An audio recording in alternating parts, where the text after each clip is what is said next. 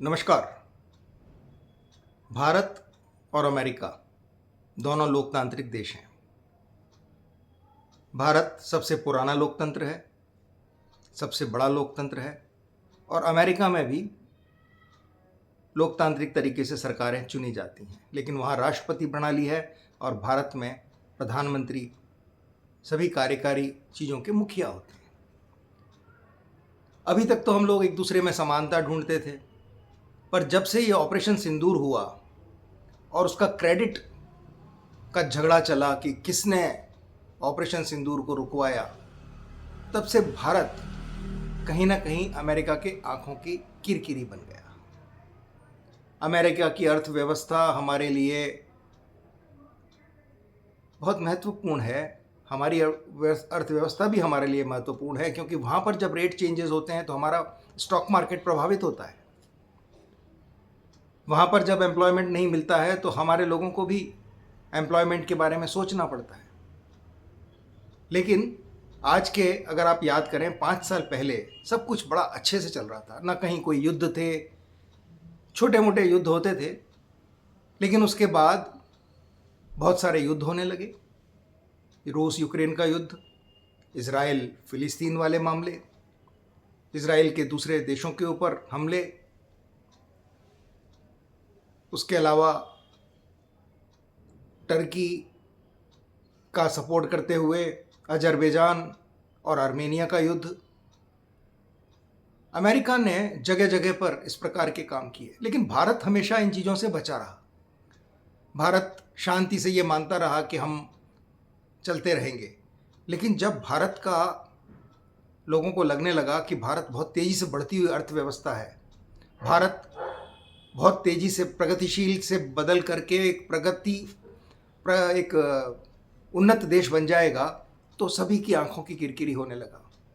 जहाँ कुछ लोगों ने मोदी को बॉस कहना शुरू किया, कुछ ने भारत की उन्नति में अपनी उन्नति देखी, वहीं अमेरिका जैसे देशों को लगने लगा कि अब हमारा वर्चस्व के ऊपर ये एक बहुत बड़ा संकट खड़ा हो सकता है। और उसकी वजह से जब आप देखिए, अमेरिका ने भारत के ऊपर कितने तरह के प्रतिबंध लगाए। जहाँ पहले 25% टैरिफ, फिर 50% टैरिफ को से रुके तो आपका चाबहार पोर्ट जो भारत ने ईरान में बनाया था, वहाँ उसको आप काम में नहीं ले सकते। आपको कहा गया कि आपने अपनी इकोनॉमी को बढ़ाने के लिए जो सस्ता तेल रूस से खरीदने के लिए खुद अमेरिका ने आपको अलाउ किया था, आप वहाँ से सस्ता तेल नहीं खरीद सकते। आप रूस से हथियार क्यों खरीदते हो? आप हमसे हथियार खरीदो। आप जो है किस प्रकार से सारे अमेरिका ने और क्या किया? अमेरिका ने बांग्लादेश में अपनी सेना उतार दी, भारत को वहाँ म्यांमार में जाकर के अपनी सेना को लगाना पड़ा।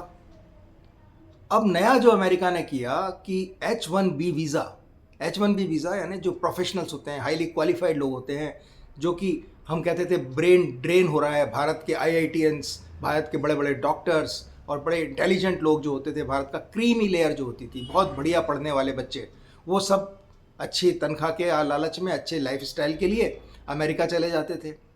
और अमेरिका में उनको जॉब इसलिए मिलती थी कि अमेरिका के बच्चे पढ़ने में कम विश्वास करते हैं, पैसा बहुत है, तो सब एंजॉय कर रहे हैं, क्या ज़रूरत है पढ़ाई करने की, हम तो नौकर रख लेंगे। तो हमारे लोग वहाँ जाकर के नौकरी करते थे। नौकरी करने का नतीजा ये हुआ कि जो भी लोग हैं वो धीरे धीरे वहाँ जमने लगे। उन्होंने बहुत बड़ा वर्चस्व बनाया। आज स्थिति ये है कि जितने प्रोफेशनल्स दुनिया भर से हर साल वहाँ पर आते हैं, उनमें से 72% H1B वीज़ा वाले भारतीय होते हैं। भारत के बड़े बड़े IIT से, जिन पे देश बहुत पैसा खर्च करता है, डॉक्टर्स जिन पर देश बहुत पैसा खर्च करता है, वो डॉक्टर यहाँ बनते हैं और जाकर के नौकरी वहाँ करते हैं। इतना बड़ा, जबकि हमें देश को ज़रूरत है, लेकिन कभी कभी इंफ्रास्ट्रक्चर की कमी, किसी दूसरे कारण से ये लोग बाहर चले जाते हैं। अच्छा भी था, लेकिन अब अमेरिका को लगा कि ये लोग आकर के हमारे यहाँ से धन संपदा को निकाल करके विदेश अपने अपने देशों में भेज देते हैं। तो उन्होंने भारत से जाने वाले लोगों के ऊपर H1B वीज़ा के लिए फ़ीस लगा दी।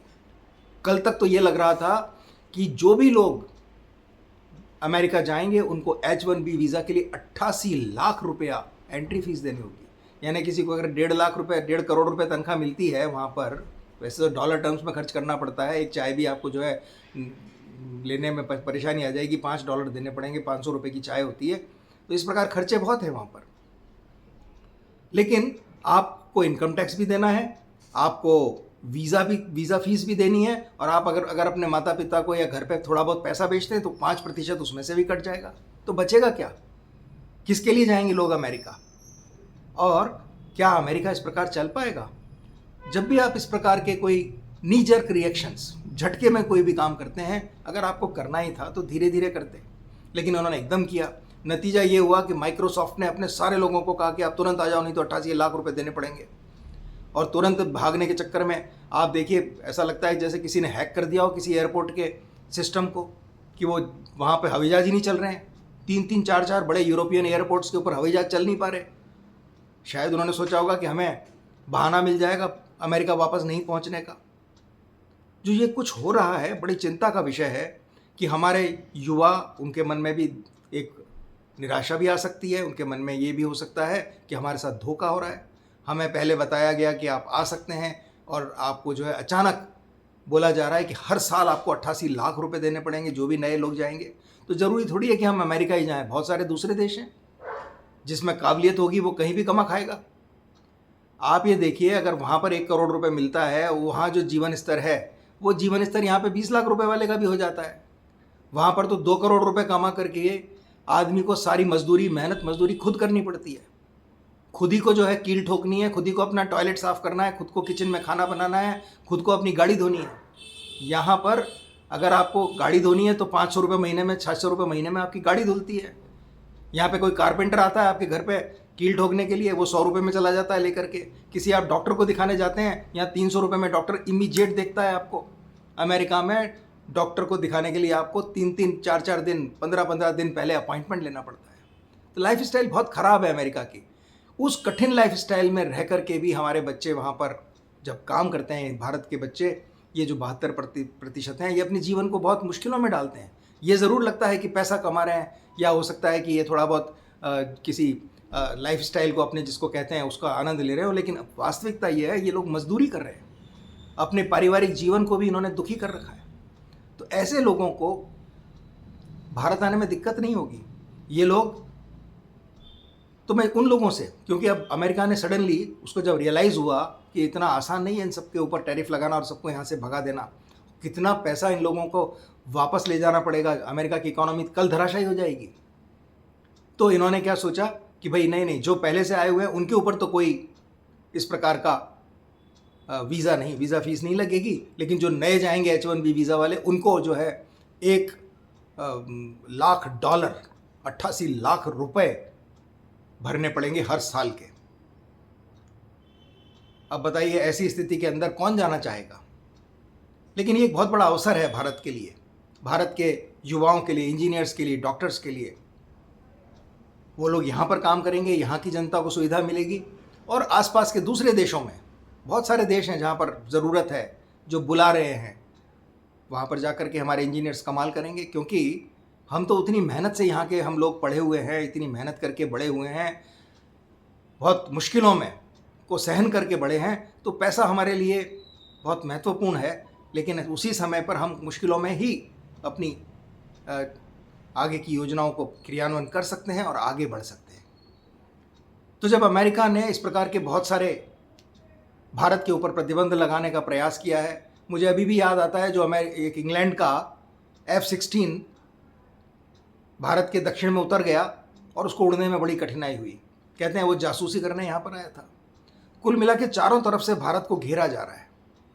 चाहे पाकिस्तान और सऊदी अरब का जो अरेंजमेंट हुआ है, जो पाकिस्तान की कमजोरी है उसको सऊदी अरब पूरा करेगा। यानी कि अगर उसके पास पैसा नहीं है हथियार खरीदने के लिए, तो सऊदी अरब हथियार खरीदने के लिए पैसा देगा, और पाकिस्तान की सेना, जिसको क्या काम ही केवल लड़ने का ही आता है, वो लड़ाई करेगी। और इसमें अल्टीमेटली फ़ायदा किसका होगा? फ़ायदा होगा अमेरिका का, जिसके हथियार बिकेंगे। ऐसी स्थिति में भारत के लिए बहुत महत्वपूर्ण है कि वो अंदर जो हमारी आंतरिक स्थिति है उसको मजबूत बनाए रखें, हमारे पास एक मजबूत लीडरशिप हो, हमारे लोगों का मनोबल ऊंचा रहे। इसके लिए आज एक बहुत अच्छा काम हुआ है।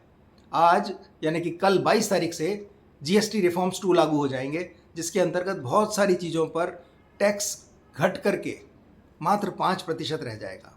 आपको याद होगा वो पुराना ज़माना जहाँ पर सेल टैक्स लगता था, और सेल टैक्स ऑफिसर दुकानों पर जा कर के धमकाया करते थे, हफ्ता वसूली किया करते थे, जहाँ पर जगह जगह पर एक्साइज ड्यूटी, एक्साइज टैक्स, कहीं पर कस्टम ड्यूटी, कहीं पर सर्विस टैक्स, पता नहीं कितने तरह के टैक्स हुआ करते थे, उन सबको मिला करके और सारे देश में एक तरह का टैक्स लागू कर दिया गया। इसका फ़ायदा क्या होने वाला है? इसका फ़ायदा होने वाला है कि भारत के अंदर उत्पादन बढ़ेगा, क्योंकि कंजम्पशन बढ़ेगा। जब आपके हाथ में ज़्यादा पैसा होगा, जनता के पास में टैक्स कम देना होगा जनता को, तो जनता के हाथ में ज़्यादा पैसा होगा और जनता ज़्यादा खर्च करेगी। मोदी जी ने बहुत सही समय पर, आदरणीय मोदी जी ने बहुत सही समय पर आज जीएसटी के बारे में चर्चा करी। हमारा जो बिजी सीजन पॉलिसी कहलाती है, यानी कि जब हमारा दिवाली आएगी और त्यौहार आएंगे तो लोग अपने अलग अलग चीज़ों के ऊपर, नए घर में नया टीवी आता है, घर में नई स्कूटी आती है, घर में नया मोटरसाइकिल आती है, नई कार आती है, ऐसी बहुत सारी चीज़ें जो भी लगता है कि पुरानी हो गई या नहीं है, उसको ख़रीदा जाता है। इस समय में लोगों के हाथ में जीएसटी को कम करने से बहुत सा पैसा उपलब्ध होगा, लिक्विड मनी उपलब्ध होगा, उसको वो यूज़ करेंगे, उससे देश की इकोनॉमी को बहुत फ़ायदा होने वाला है। तो भारत तो रुकेगा नहीं। भारत ने जब नोटबंदी लागू करी तो इतना बड़ा काम कर दिया इस देश ने कि जितने काला धन था उसका एक साथ सफाया हुआ, और कम से कम जो बहुत सारा पैसा हमारे अड़ोसी पड़ोसी देशों को पाल रहा था वो उन देशों में जाना बंद हो गया। जो नकली नोट वहाँ छप रहे थे उसको शायद बंद करने के लिए इस डिमोनेटाइजेशन का बहुत बड़ा रोल रहा। तो धीरे धीरे देश तो प्रगति कर रहा है, चाहे वो डिजिटल करेंसी का यूज़ हो, यानी कि हम जो एक स्कैन करके पेमेंट करते हैं अपने मोबाइल से, उसका उपयोग हो, चाहे कोई भी दूसरा काम हो, उसके द्वारा देश नियमित रूप से आगे बढ़ रहा है, बढ़ता रहेगा। अब कोई अमेरिका को ये एहसास हो कि अरे हमारा तो देश को चैलेंज करने के लिए इंडिया आ गया। इंडिया लड़ाई करने में विश्वास नहीं करता है। इंडिया, भारत तो अपने आप को, अपने गरीबों को, अपने 140 करोड़ लोगों को अच्छा देखना चाहता है, समृद्ध देखना चाहता है, उनके स्वास्थ्य, उनकी शिक्षा, उनकी भूख का इंतज़ाम करना चाहता है। मेरे ख्याल से मैं ये समझता हूँ कि आने वाला समय भारत का है और हम सतयुग की ओर बढ़ रहे हैं, बहुत तेज़ी से बढ़ रहे हैं, और ये लोगों की ईर्ष्या का विषय हो सकता है। उसके लिए वो लोग हाथ पांव मारेंगे, चाहे किसी भी रूप में हो, कितनी भी कोशिश करें। उनको लगता है कि हम तेल सस्ता खरीद करके देश की उन्नति में काम में ले रहे हैं। उनको लगता है कि हमारे बच्चे जो बाहर विदेशों में बैठे हैं वो यहाँ पैसा भेजते हैं, उससे देश उन्नत होता है। उनको लगता है कि हमारे जो बहुत काबिल लोग हैं वहाँ पर कुछ काम नहीं करते, या वो अपने लोगों को ट्रेन कर लेंगे और वो ट्रेन करे हुए लोग हमारे लोगों को रिप्लेस कर देंगे। हमारे यहाँ पर एक कहानी है कि बिल्ली मौसी शेर को पेड़ पर चढ़ना नहीं सिखाती, क्योंकि अगर वो बिल्ली शेर को पेड़ पर चढ़ना सिखा देगी तो अल्टीमेटली वो शेर उस बिल्ली को ही मार देगा। मेरा इशारा काफ़ी है। आप सभी को नवरात्रि की अग्रिम शुभकामनाएं, बहुत बहुत बधाई, धन्यवाद, नमस्कार।